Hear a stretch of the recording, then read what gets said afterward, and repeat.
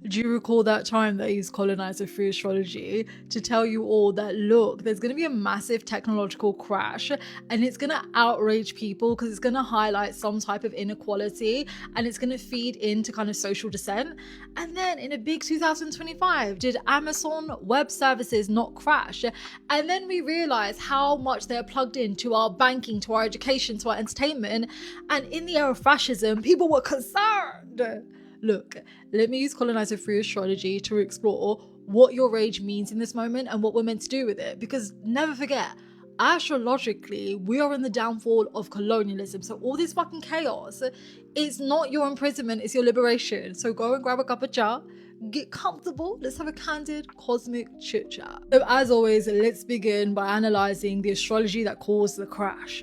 So you can thank Rahu going through the 9 types of Aquarius for all the inconveniences and rage that you're currently feeling. Let me explain. Now, Rahu symbolizes technology, criminality, surveillance, but it also deals with provoking things so radical change can occur.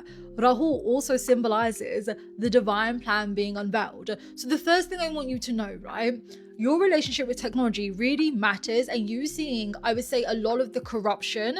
And if you like, tech colonialism is really a beautiful beginning to us dismantling it and understanding how to create something better that isn't oppressive for people or as invasive.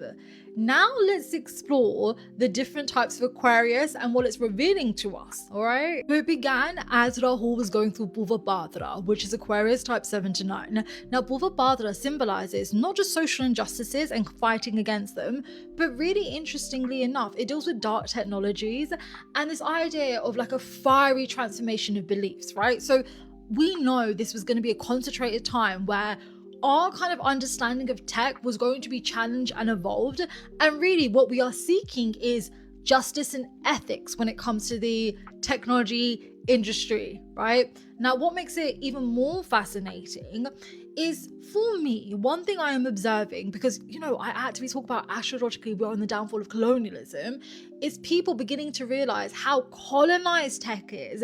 And if you like, how a lot of modern day colonialism and its exploitative nature and its practices can be seen within the technology industry. Let's explore digital colonialism briefly. So that's a term that basically refers to how different countries are obsessed with kind of owning land in the digital space. So look at it like this. The first step is always around infrastructure. Pay attention to what countries are obsessed with collecting data, owning the internet, even like the actual technological equipment that gives us the internet, that gives us apps and products. That's a seizing of land and resources. Does that make sense? Because they know whoever owns that space the most holds power, much like colonial empires and their colonies. Now, moving on from that, I really want to concentrate on extraction. So inherently, we know they're building this infrastructure to have control over people. So i.e., if you say something I don't like, you move a certain way that I don't find agreeable, I can cut off your banking. I can delete your identity, your experience, your voice from such a big public platform, right? And we also are very aware of how the data collected is often weaponized against everyday people for whatever causes, often fucking foul, right? And also it's like whoever owns the most data and the most infrastructure has like a really authoritarian sense of power. So again, like it's modern day colonialism, right? And going back to my original point about abstraction, I've always felt like the internet is built by the people for the people, but because we are now actually finally dismantling colonialism in the coming decades, it makes us aware how much the internet or like the digital spaces abuse us. So they extract our talent, they extract our knowledge, all of that, and we are fighting for pay and representation, even though it wouldn't exist without our content, without our engagement and all of that. Does that make sense, Hybrid? So this is my first observation. The rage being caused is because it's speaking to a deeper injustice around how something that was for us, is fueled by us, is being weaponized against us, right? And we're learning in real time, well, they have no empire without our engagement, but yet they're weaponizing it, so they basically get free labor, right? And they try to manipulate us in such a way that, you know, we become complicit in their oppression, or we are in some ways like digital indentured servants. So again, for me, when you look at all of it, you're basically seeing the inequalities of the current digital infrastructure and how deeply rooted it is in colonial and oppressive ideologies. Because in one day, one power, aka Amazon Web Services, who were connected into all kinds of facets of everyday life and more concerning fucking projects, completely disrupted everything. And without them and their products, people couldn't earn money, people can get stuff done. Perhaps it might have been linked to like medical stuff, right? But does that make sense? Like, you're realizing how that consolidation of power, much like empire, is not healthy or right. And you're also clicking on to the power dynamic. Moving on to Shadabishka, which is Aquarius type 3 to 6. And fascinatingly enough, it actually deals with uncovering hidden truths, secretive knowledge, all that kind of jazz. And again, is associated to data collecting and kind of the more wooga wooga side of technology, if you will, right? Now, for me, when I kind of consolidate that all together, this really explains the discomfort people felt when Amazon Web Services went down. Because it wasn't just the inconvenience of their day-to-day practices or the work they need to get done. It's that really eerie feeling when you understand how truly you are being observed and watched.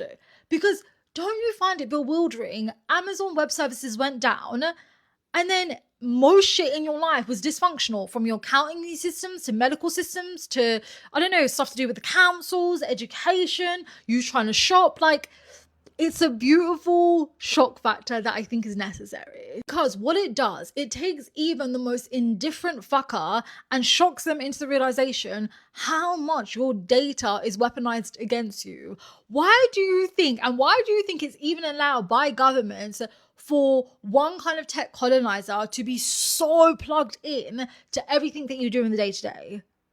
And it's making you feel uncomfortable because you're realizing how much you are at the mercy of these fuckers. And no one wants to be in that vulnerable position, right? And also it makes us uncomfortable because as we again are fighting against fascism and we understand how we have arrived at these fucking societies and weird ass norms, we realize it didn't happen overnight or over a course of one political campaign. We realize we are existing in authoritarian regimes because over the course of many, many years,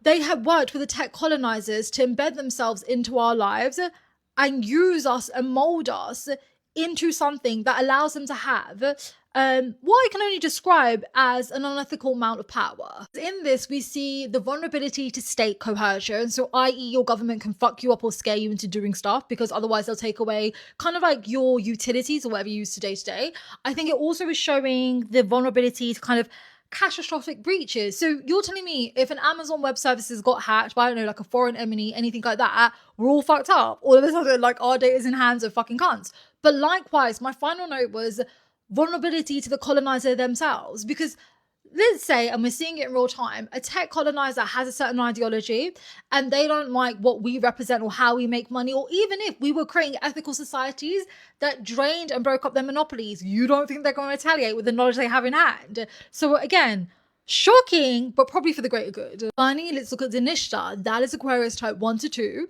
It deals a lot actually with deep lessons about being conscious of who we partner with. And the one thing that really stood out to me during this time was this Amazon blackout did not impact everyone equally. Look at it like this. Tech colonizers and these kind of big tech giants, they have engineers and a team ready to deal with these crises, and it can be resolved. It's actually very minimal impact and much of a threat. Whereas the small to medium-sized businesses that are dependent on Amazon and its infrastructure, that's money. It's gone in a day. Not only is it a loss of revenue, but it also probably threatens like your trust with the customer or whatever that kind of dynamic is. The other thing I kept really thinking about was media blackouts. My first thought was, is there anything happening in the world today that they would not want people to report on? And conveniently, you wiped out the platforms that allow people to communicate. What it is reflecting to us is how grotesquely manipulative and abusive our relationships are, right? Because look at it like this. They make money from giving us these tools and these platforms so we can like hustle and make money. But in the same breath, they only make money because we're forced into labor and to hustle a certain type of way. How messy it is when they fuck up. It's us who will have the brunt of the consequences. Follow me for part 2.